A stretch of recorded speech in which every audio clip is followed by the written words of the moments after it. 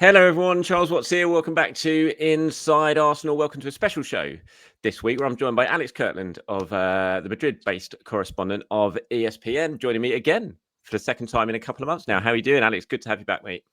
Hello, Charles. It's my pleasure. I'm good, thank you.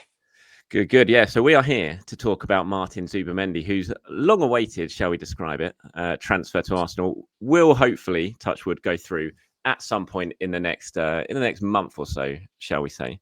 So I thought we'd sit down, have a little bit of chat. Obviously, with your expert insight based over in Spain, you've probably seen a lot more of Martin Zubimendi than a lot of us have. Certainly a lot more than I have. So it'd be good to get your insight on him, on the transfer, on what you think he might bring to this Arsenal squad, and just bits and pieces like that. So yeah, let's get stuck into it. Martin Zubimendi. I mean, honestly, it feels like I was listening to Arsblog because I'm sure you yeah, so was I. Yeah. A lot, and I was listening to James and Andrew talking about it. I think James described it as like no one wants to get their Christmas present in June. It's like that sort of thing. I heard that. Yeah, with a transfer that we've known has been in the works for a long time now. So the sort of excitement levels start to lessen a little bit as it gets on sort of months 3, 4, 5 before the announcement takes place. But sort of putting all that to one side, from how you know Martin Zubimendi and what you think he'll bring to the Arsenal team, are you excited by the prospect of him joining up next season? Yeah, I think he's a really good player, and I think it's an exciting signing. I think you just have to look at the clubs that have been interested in him over the last couple of years. You know, turned down the chance to move to Liverpool last summer. City looked at him, United looked at him, Real Madrid looked at him as well. I think that sort of tells you that we're talking about an elite midfielder here. Now, I say it's an exciting signing. I don't think he's the most exciting player, and that part of that is about just the nature of his position, I guess, being a kind of a deep lying holding midfielder. He is a very kind of unflashy, sort of midfield player. Keeps things simple. There's not it's not a huge amount of flair. Doesn't score many goals. I think it was only a couple of goals in the Liga this season. Doesn't create many goals directly as well in terms of the final ball. Again, I think in terms of assists in the last La Liga season, it's only a couple. I mean, part of that, of course, the context is he's been in a Real Sociedad team that have kind of struggled a little bit this season. They had quite an average season, certainly by their standards over the last few years. The coach Imanol has left, and so take his performances in that context. So he, like I say, he's not the most eye-catching player. He's the sort of player that quite often you're going to watch him play, and unless you're really watching him and focused on him, a lot of what he does might pass you by. And so I understand that he's the kind of player that a lot of fans, and this is fine, will sort of watch and say, well, what exactly is he doing? If he's not scoring goals and he's not creating and he's not necessarily he's not a great kind of physical presence. I think he's 5'11", something like that. So he's not a big guy. He's not an imposing guy. So he's a player that might sort of pass you by in terms of what he does. But nonetheless, I think he's a very, very good player and a really important player in terms of what he does, which is largely, I think, being a passer, kind of setting the tempo of the play, keeping the ball moving, always being available positionally. Very good. He's done that for La Real. He's done that for Spain when he's got the chance to as well. For Spain, of course, he's kind of been number 2 in that position to Rodri, basically, over the last few years. And so he's had some chances in the last year when Rodri's been injured. They're not exactly the same kind of player. I think Rodri is a bit more physical. He's taller, he's stronger, maybe has a little bit more goal threat as well. But they do a lot of the same things. And like I say, it's tended to be sort of one or the other for Spain generally. So I understand why people might not be super excited about him, aside from what you say, that the fact that it's just been sort of signposted for so long as a player. But I do think he could be an important signing for Arsenal.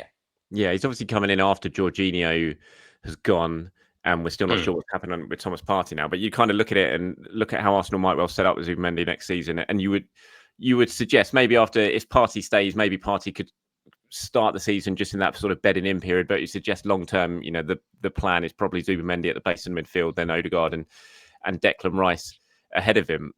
When you look at that sort of midfield trio and sort of look to the future, do you think that's a trio that could work well? Obviously, Zubimendi and Odegaard know each other from their time at Sociedad, but is it one that you look at in sort of Premier League terms and think that's a midfield trio that could really work well for Arsenal?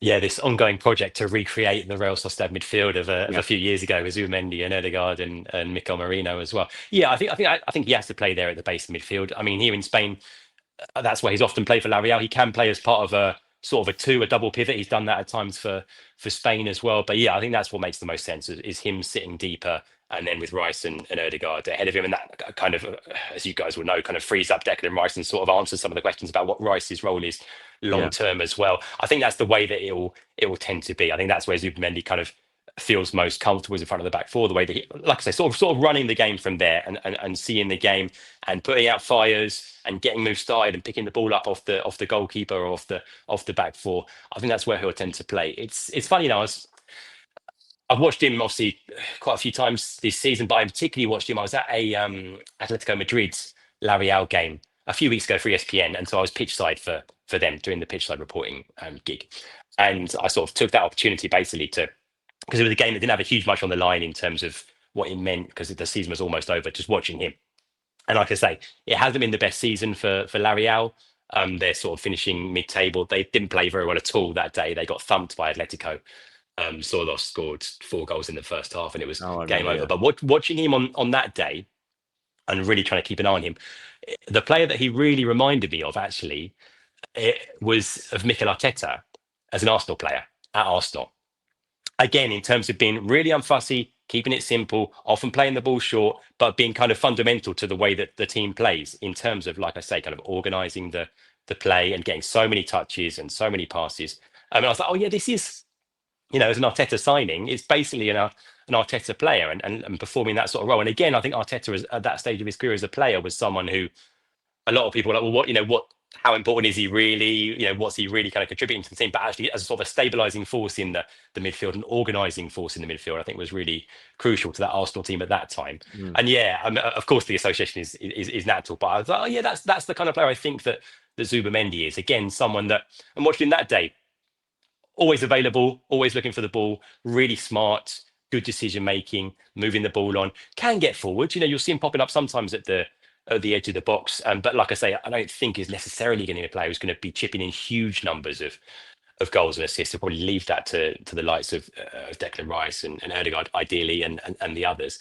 But yeah, largely keeping things simple in the middle of the park. But I think the qualities that stand out most for me watching him in games like that are his intelligence, his positioning, his movement, looking for the ball, always, like I say, always being available, taking responsibility, even in a difficult game like that, a game where the team were really, really suffering, keeping his head up all the time, looking for passes, looking for options in that classic kind of, Cesc Fabregas kind of fashion, it's just scanning all the time.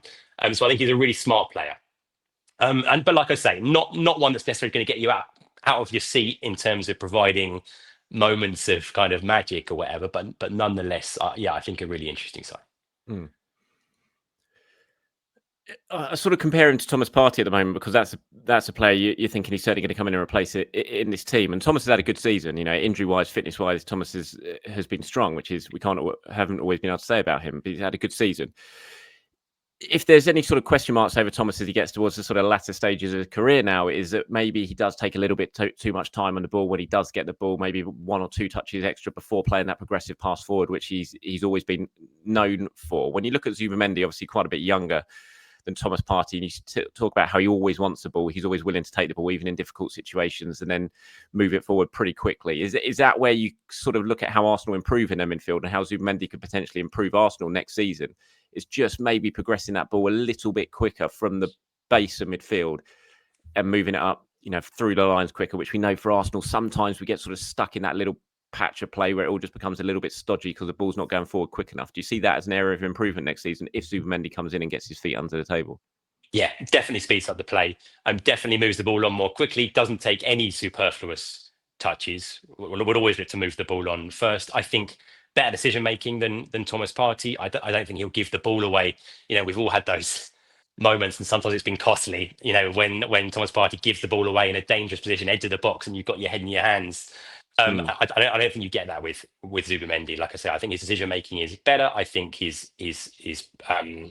passing maybe doesn't have quite that kind of change of pace in terms of the long range passing that Thomas has. I wouldn't associate that with Zubimendi as much, but short and medium range passing, more accurate.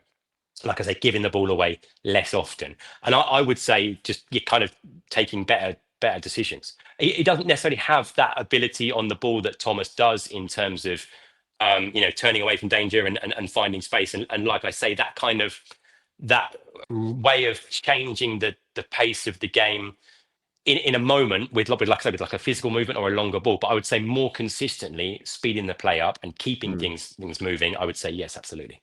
Yeah, I was looking at stats for him in terms of sort of compared to the Arsenal midfielders. This is for last season in terms of playing progressive passes. It's quite a big sort of move forward ahead of Jorginho, Partey, and Declan Rice at the bottom there. But just over 31% of his passes are forward. Slightly less of them are successful, but you would put that hand in hand with playing more progressive passes because you're taking more risks, aren't you? Trying to sort of break the lines. But it's certainly very interesting in terms of getting things moving a little bit quicker, because I think that's definitely an area where Arsenal need to look to improve on next season when you're playing against sort of teams who are keeping things tight. How do you hurt them more by getting the ball to the forwards a little bit quicker than what we've seen from Arsenal before? And it certainly feels like Zubimendi could well do that.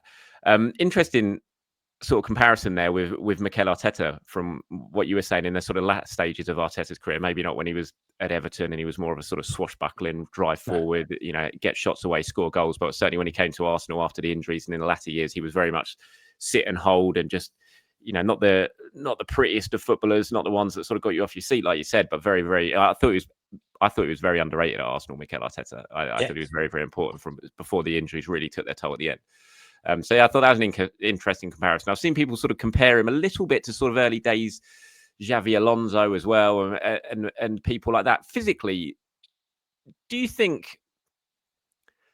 Obviously, the Premier League's very, very physical league, more physical than Spain. And you talked about the Rodri there and everything like that. Do you think physically he will be able to cope like Rodri has been able to in the Premier League? Is there any sort of concern from you about 5'11" holding midfielder player in the Premier League potentially getting pushed off the ball, that sort of stuff, or does his movement and his speed of thought sort of get him away from those situations pretty quickly?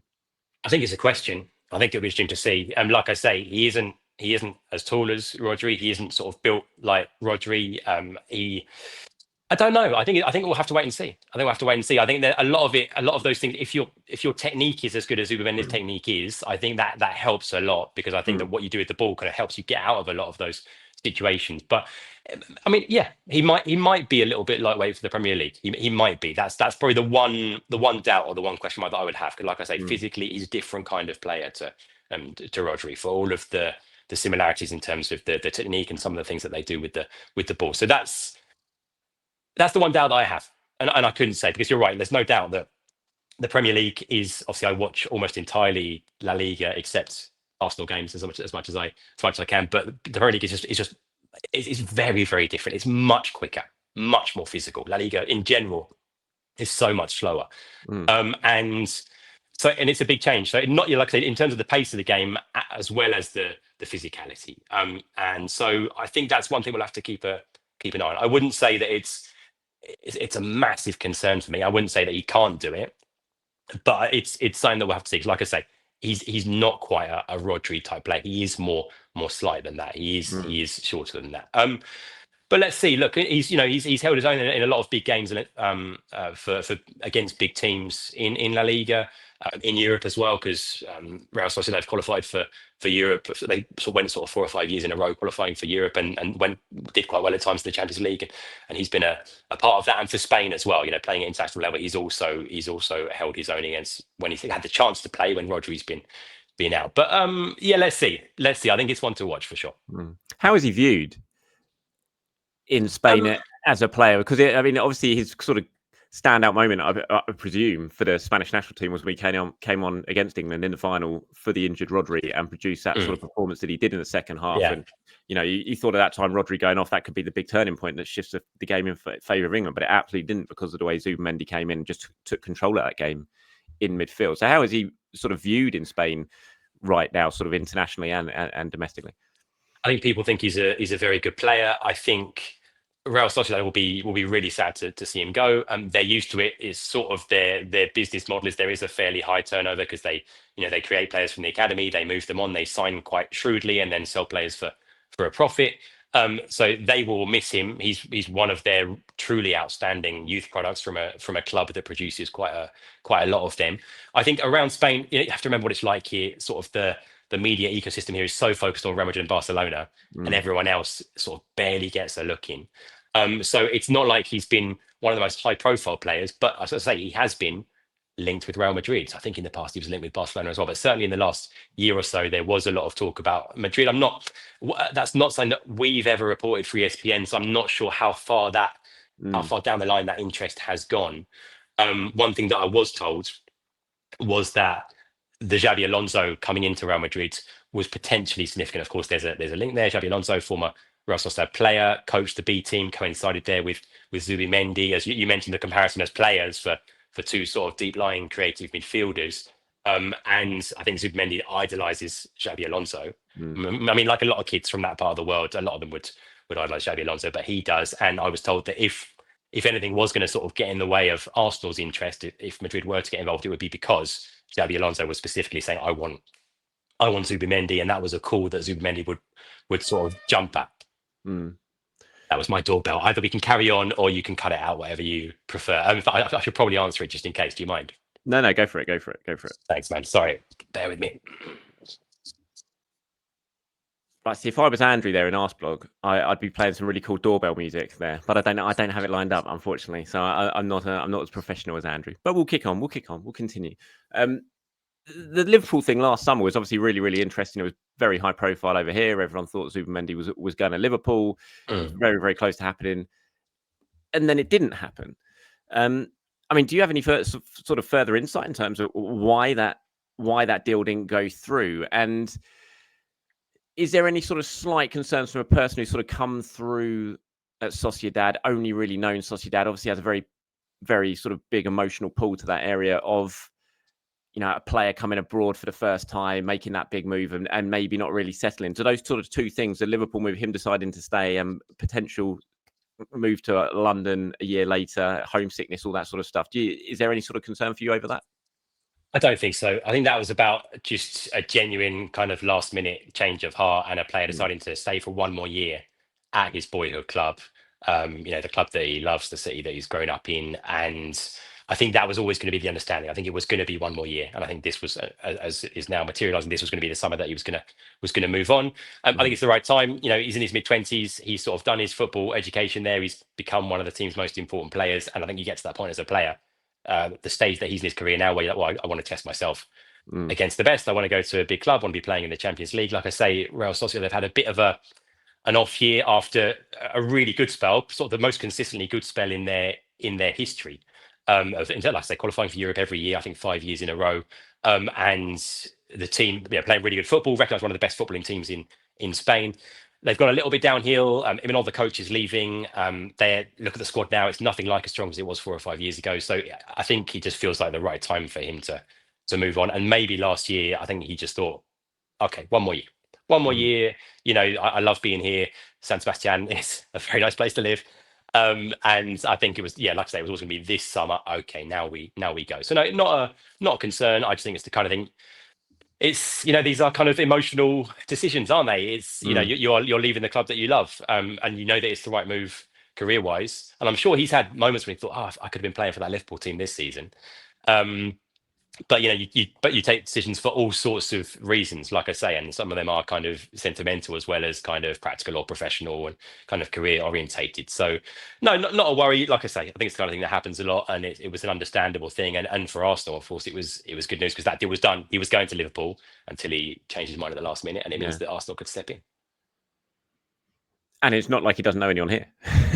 Yeah, exactly. We've got half the old boys there as well. Yeah, exactly. We've got Mikel Marino here. We've got Martin Odegaard here. He's played with. It was a shame that Isaac couldn't have completed the. It is a shame. It's a shame. Even Kieran Tierney's going to have left by the time he arrives. But then you've also got Mikel Arteta. So, but that sort of joking aside, that actually might help him settle a little bit quicker as well, isn't it? Just coming in and having teammates that you already know and adjusted to play with, especially sort of someone like Mikel Marino who plays just ahead of you on the pitch. If Marino's going to be playing much next season, that will help him settle in, won't it? Having those sort of familiar faces around. Yeah, and especially I think the kind of characters that those are, like, you guys have seen in the last year what a kind of mature, intelligent, level-headed, like just good guy Mikel Marino is. Everybody loves him.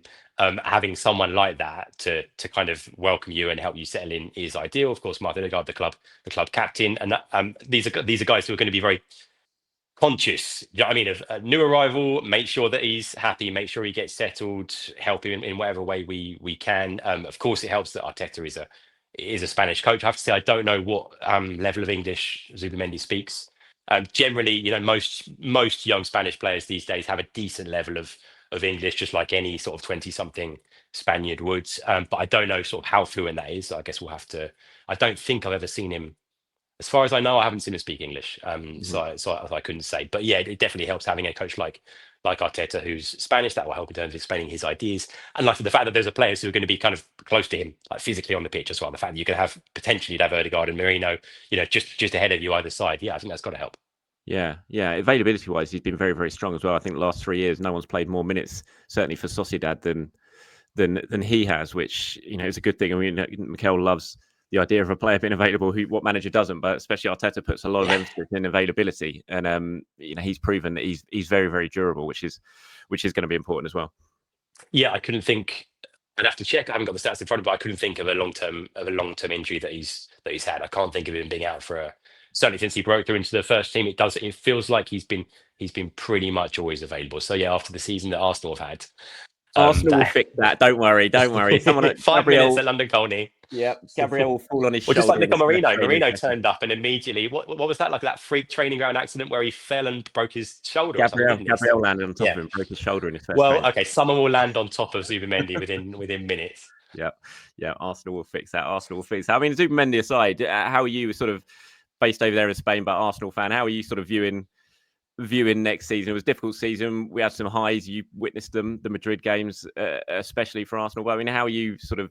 Where are you at as an Arsenal fan, looking towards next season and maybe the work that needs to be done, and how next season could go?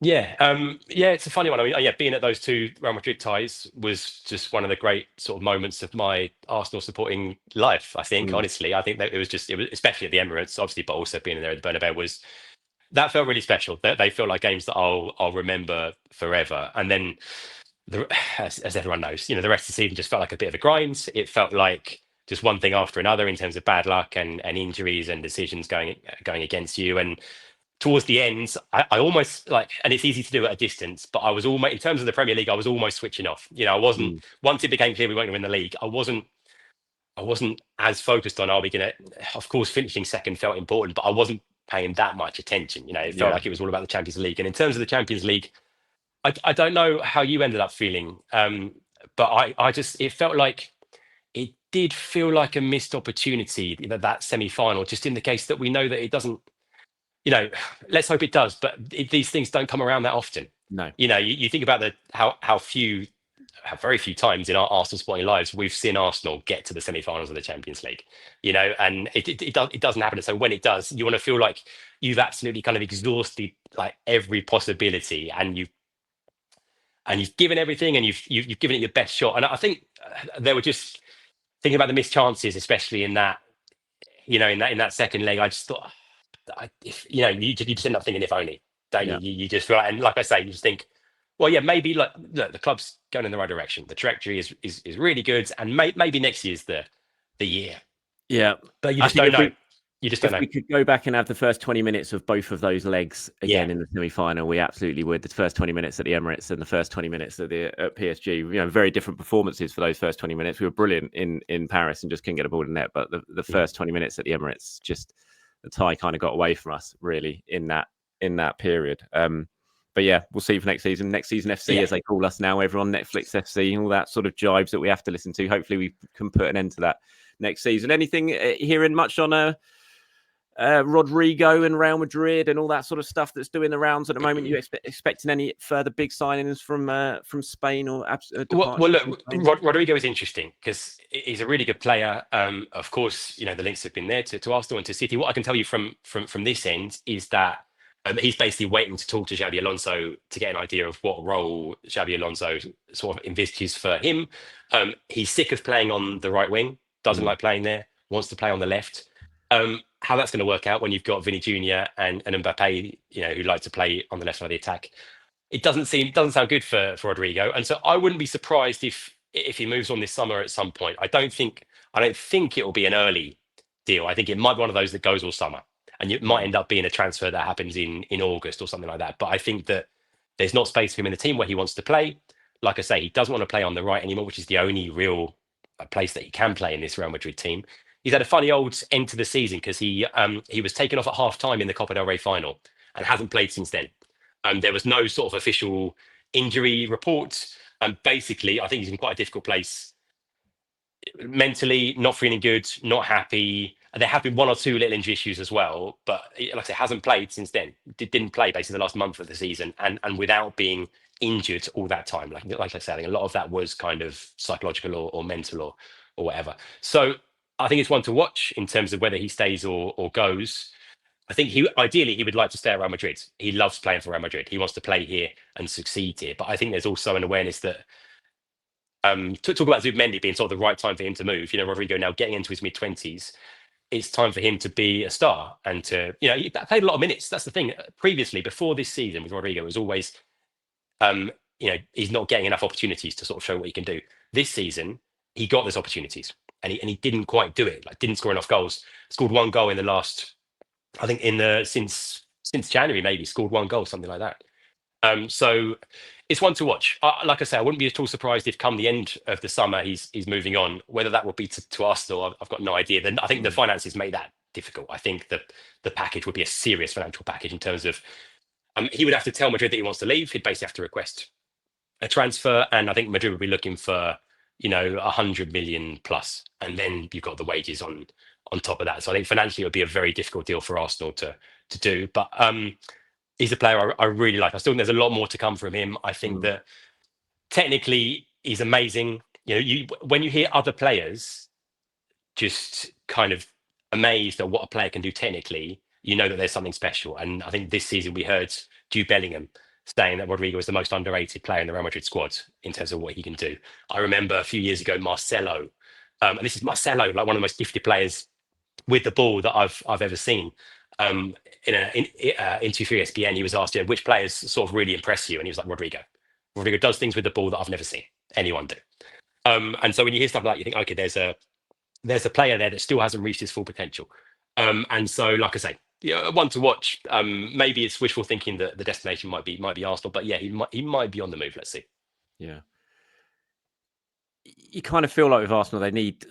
I don't know if they need it, but the fan base has waited so long for a signing that really everyone gets behind that are going to flock and buy the shirts. Well, we've probably not since Mesut Ozil. I don't think we've really had one like that. I mean, Declan Rice obviously was a huge signing, but that real sort of sexy signing almost. And Rodrigo would tick a lot of boxes for that for me. But I also think he's a fabulous player, by the way. And my big fear of that is a saga that ends up running till late August or something like that. And I'm not sure Arsenal are in a position for it to really be able to do that. I think they need to go out and sign a left winger, improving that area, strengthening that area, but sort of waiting until the end of the window and then potentially it not happening and you're left scrambling around again with about a week to go. It doesn't really appeal to me, but yeah, him is a fabulous footballer. Nico Williams as well is another one who I think is ready to kind of explode. I know there's a lot of people who are a bit, not suspicious is the wrong word, but a bit unsure over Nico. I think if he moves clubs and came to Arsenal, I think he could potentially become an absolutely fabulous footballer.